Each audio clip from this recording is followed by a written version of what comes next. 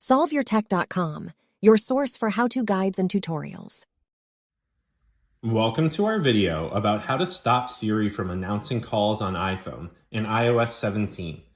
If this guide helps you out, then please consider subscribing and liking this video.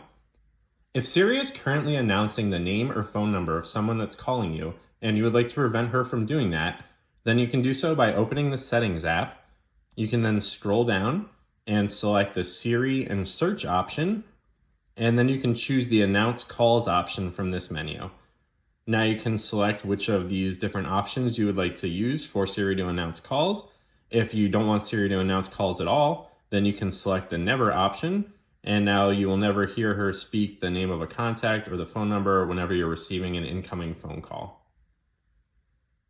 Make sure to like this video and subscribe to our channel to see more tech guides like this one.